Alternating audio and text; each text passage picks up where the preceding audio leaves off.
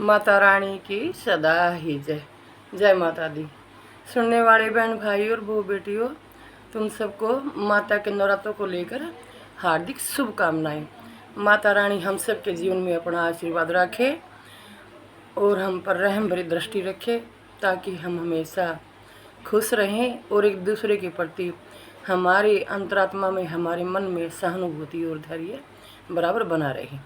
जय माता दी। माता की कथा ध्यान से सुने। किस तरह दुनिया में इतिहास बने और माँ ने अपना चमत्कार किया, माँ ने दर्शन दिए और माँ ने इस दुनिया में अपने भक्तों के अंदर, इस दुनिया में, इस धरा पर अपना उच्च स्थान बनाया।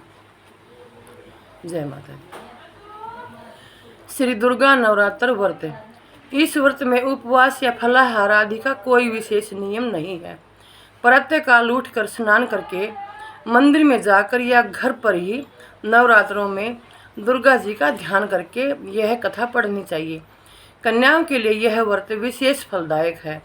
श्री जगदम्बा की कृपा से सब विघ्न दूर होते हैं। कथा के अंत में बारंबार दुर्गा माता तेरी सदा ही जय, दुर्गा माता तेरी सदा ही जय, दुर्गा माता तेरी सदा ही जय हो का उच्चारण करें।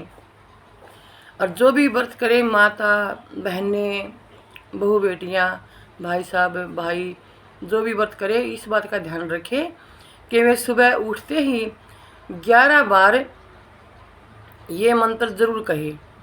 जय अम्बे जय जय जगदम्बे, जय अम्बे जय जय जगदम्बे, जय अम्बे जय जय जगदम्बे 11 बार कहे। नमस्कार करें और सोते समय नमस्कार करें। कथा सुने। माता के नवरात्र व्रत की कथा। एक बार बृहस्पति जी ने ब्रह्मा जी से कहा, भरमन, आप अत्यंत बुद्धिमान, सर्वशास्त्र और चारों वेदों को जानने वालों में श्रेष्ठ हैं। हे प्रभु, कृपया कर मेरा वचन सुनिए। चैत, अश्विन, माघ और साढ़ मास के शुक्ल पक्ष में नवरात्र का व्रत और उत्सव क्यों किया जाता है? हे भगवान, इस व्रत का फल क्या है? किस प्रकार करना उचित है? और पहले इस व्रत को किसने किया? सो विस्तार पूर्वक बताइए। बृहस्पति जी का ऐसा प्रश्न सुनकर ब्रह्मा जी कहने लगे, बृहस्पति, प्राणियों का हित करने की इच्छा से तुमने बहुत ही अच्छा प्रश्न किया। जो मनुष्य मनोरथ पूर्ण करने वाली दुर्गा महादेवी, सूर्य और नारायण का ध्यान करते हैं, वे मनुष्य धन्य हैं। यह नवरात्र व्रत संपूर्ण कामनाओं को पूर्ण करने वाला है। इसके करने से पुत्र चाहने वाले को पुत्र, धन चाहने वाले को धन, विद्या चाहने वाले को विद्या और सुख चाहने वाले को सुख मिलता है और राज चाहने वाले को राजश्री का आशीर्वाद होता है। इस व्रत को करने से रोगी मनुष्य का रोग दूर हो जाता है और कारागार में पड़ा हुआ मनुष्य बंधन से छूट जाता है। मनुष्य की तमाम विपत्तियां दूर हो जाती हैं और उसके घर में संपूर्ण संपत्तियां आकर उपस्थित हो जाती हैं। बंध्या और काक बंध्या के इस व्रत के करने से पुत्र हो जाता है। ऐसा कोई भी मनोरथ नहीं है जो समस्त पापों को दूर करने वाले इस व्रत से के करने से सिद्ध नहीं हो सकता। जो मनुष्य इस अलभ्य देह को पाकर भी नवरात्र का व्रत नहीं करता, वह माता पिता से हीन हो जाता है, अर्थात उसके माता पिता मर जाते हैं और वह अनेक दुखों को भोगता है। उसके शरीर में कुष्ठ हो जाता है और अंगहीन हो जाता है। उसके संतानोत्पत्ति नहीं होती। इस प्रकार वह मूर्ख अनेक दुख भोगता है। इस व्रत को न करने वाला निर्दयी मनुष्य धन और धान्य से रहित हो भूख और प्यास के मारे पृथ्वी पर घूमता है और गूंगा हो जाता है। जो सुहागिन स्त्री भूल से इस व्रत को नहीं करती है, वह पति से हीन होकर नाना प्रकार के दुखों को भोगती हैं। यदि व्रत करने वाला मनुष्य सारे दिन का उपवास न कर सके तो एक समय भोजन करे और उस दिन बांधों सहित नवरात्र व्रत की कथा श्रवण करे। ब्रह्मा जी ने आगे कहा, बृहस्पति, जिसने पहले इस महाव्रत को किया है उसका पवित्र इतिहास में तुम्हें सुनाता हूँ, तुम सावधान होकर सुनो। इस प्रकार ब्रह्मा जी के वचन सुनकर बृहस्पति जी बोले, हे ब्राह्मण, मनुष्यों का कल्याण करने वाले इस व्रत के इतिहास को मेरे लिए कहो। मैं सावधान होकर सुन रहा हूँ। आपकी शरण आए हुए मुझ पर कृपा करो। ब्रह्मा जी बोले, पीठत नाम के मनोहर नगर में एक अनाथ नाम का ब्राह्मण रहता था। वह भगवती दुर्गा का भगत था। उसके संपूर्ण सद्गुणों से युक्त मानो ब्रह्मा की सबसे पहली रचना हो ऐसी यथार्थ नाम वाली सुमति नाम की एक अत्यंत सुंदर कन्या पैदा हुई। वह कन्या सुमति अपने घर पर बालकपन में अपनी सहेलियों के साथ क्रीड़ा करती हुई इस प्रकार बढ़ने लगी जैसे शुक्ल पक्ष में चंद्रमा की कला बढ़ती है। उसका पिता प्रतिदिन दुर्गा जी की पूजा और होम किया करता था। उस समय वह भी नियम से वहाँ उपस्थित होती थी। एक दिन वह सुमति अपनी सखियों के साथ खेलने लग गई और भगवती के पूजन में उपस्थित नहीं हुई। उसके पिता को पुत्री की ऐसी असावधानी देखकर क्रोध आया और पुत्री से कहने लगा कि हे दुष्ट पुत्री, आज प्रभात से तुमने भगवती का पूजन नहीं किया। इस कारण मैं किसी कुष्ठी और धरीधर मनुष्य के साथ तेरा विवाह करूंगा। इस प्रकार कुपित पिता के वचन सुनकर सुमति को बड़ा दुख हुआ और पिता से कहने लगी कि हे पिताजी, मैं आपकी कन्या हूँ, मैं आपके सब तरह से अधीन हूँ। जैसी आपकी इच्छा हो वैसा ही करो। रोगी, कुष्ठी अथवा और किसी के साथ जैसी तुम्हारी इच्छा हो मेरा विवाह कर सकते हो। होगा वही जो मेरे भाग्य में लिखा है। मेरा तो इस पर पूर्ण विश्वास है।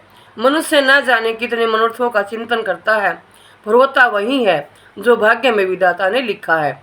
जो जैसा करता है उसको फल भी उस कर्म के अनुसार ही मिलता है, क्योंकि कर्म करना मनुष्य के अधीन है पर फल देव के अधीन है। जैसे अग्नि में पड़े हुए तृणादि उसको अधिक प्रदीप्त कर देते हैं, उसी तरह अपनी कन्या के ऐसे निर्भयता से कहे हुए वचन सुनकर उस ब्राह्मण को अधिक क्रोध आया। तब उसने अपनी कन्या का एक कुष्ठी के साथ विवाह कर दिया और अत्यंत क्रुद्ध होकर पुत्री से कहने लगा कि जाओ जाओ, जल्दी जाओ, अपने कर्म का फल भोगो। देखें केवल भाग्य भरोसे पर रहकर क्या करती हो। इस प्रकार से कहे हुए पिता के कटु वचनों को सुनकर सुमति अपने मन में विचार करने लगी, अहो, मेरा बड़ा दुर्भाग्य है जिससे मुझे ऐसा पति मिला। इस तरह अपने दुख का विचार करती हुई वह सुमति अपने पति के साथ वन चली गई और भयानक वन में कुत्सा युक्त उसे स्थान पर उन्होंने वह रात बड़े कष्ट से व्यतीत की। उस गरीब बालिका की ऐसी दशा देखकर भगवती पूर्व पुण्य के प्रभाव से प्रकट होकर सुमति से कहने लगी, हे दीन ब्राह्मणी, मैं तुम पर प्रसन्न हूँ। तुम जो चाहो वरदान मांग सकती हो। मैं प्रसन्न होने पर मनवांछित फल देने वाली हूँ। इस प्रकार भगवती दुर्गा का वचन सुनकर ब्राह्मणी कहने लगी कि आप कौन है जो मुझ पर प्रसन्न हुई है? यह सब मेरे लिए कहो और अपनी कृपा दृष्टि से मुझ दीन दासी को कृतार्थ करो। ब्राह्मणी का ऐसा वचन सुनकर देवी कहने लगी कि मैं आदि शक्ति हूँ और मैं ही ब्रह्मा, विद्या और सरस्वती हूँ। मैं प्रसन्न होने पर प्राणियों का दुख दूर कर उनको सुख प्रदान करती हूँ। हे ब्राह्मणी, मैं तुझ पर तेरे पूर्व जन्म के पुण्यों के प्रभाव से प्रसन्न हूँ। तुम्हारे पूर्व जन्म का वृत्तांत सुनाती हूँ, ध्यान पूर्वक सुनो। तू पूर्व जन्म में निषाद भील की स्त्री थी और अति पतिव्रता थी। एक दिन तेरे पति निषाद ने चोरी की। चोरी करने के कारण तुम दोनों को सिपाहियों ने पकड़ लिया और ले जाकर जेल खाने में कैद कर दिया।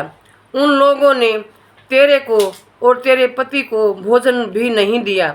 इस प्रकार नवरात्र के दिनों में तुमने न तो कुछ खाया और न जल ही पिया, इसलिए 9 दिन तक नवरात्र का व्रत हो गया। हे ब्राह्मणी, उन दिनों में जो व्रत हुआ उस व्रत के प्रभाव से प्रसन्न होकर तुम्हें मनवांछित वस्तु दे रही हूँ। तुम्हारी जो इच्छा हो सो मांगो। इस प्रकार दुर्गा के कहे हुए वचन सुनकर ब्राह्मणी बोली कि अगर आप मुझ पर प्रसन्न है तो हे दुर्गे, आपको प्रणाम करती हूँ। कृपया करके मेरे पति के कोढ़ को दूर करो। देवी कहने लगी, उन दिनों में जो तुमने व्रत किया था, उस व्रत के एक दिन का पुण्य अपने पति का कोढ़ दूर होने के लिए अर्पण करो। मेरे प्रभाव से तेरा पति कोढ़ से रहित और सोने के समान शरीर वाला हो जाएगा। ब्रह्मा जी बोले। इस प्रकार देवी का वचन सुनकर वह ब्राह्मणी बहुत प्रसन्न हुई और पति को निरोगा करने की इच्छा से ठीक है ऐसे बोली। तब तक उसके पति का शरीर भगवती दुर्गा की कृपा से कुष्ठहीन होकर अति कांति युक्त हो गया, जिसकी कांति के सामने चंद्रमा की कांति भी अक्षीण हो जाती है। वह ब्राह्मणी पति की मनोहर देह को देखकर देवी को अति पराक्रम वाली समझकर स्तुति करने लगी कि हे दुर्गे, आप दुर्गत को दूर करने वाली, तीनों जगत का संताप हरने वाली, समस्त दुखों को दूर करने वाली, रोगी मनुष्य को निरोगा करने वाली, प्रसन्न होने पर मनवांछित वस्तु देने वाली और दुष्ट मनुष्यों का नाश करने वाली हो। तुम ही सारे जगत की माता और पिता हो। हे अम्बे, मुझ अपराध रहित अबला का मेरे पिता ने कुष्ठी के साथ विवाह कर मुझे घर से निकाल दिया। उसकी निकाली हुई पृथ्वी पर घूमने लगी। आपने ही मेरा इस आपत्ति रूपी समुद्र से उद्धार किया है। हे देवी, आपको प्रणाम करती हूँ। मुझ दिन की रक्षा करो। ब्रह्मा जी बोले कि हे बृहस्पति, इसी प्रकार उस सुमति ने मन से देवी की बहुत स्तुति की। उससे की हुई स्तुति सुनकर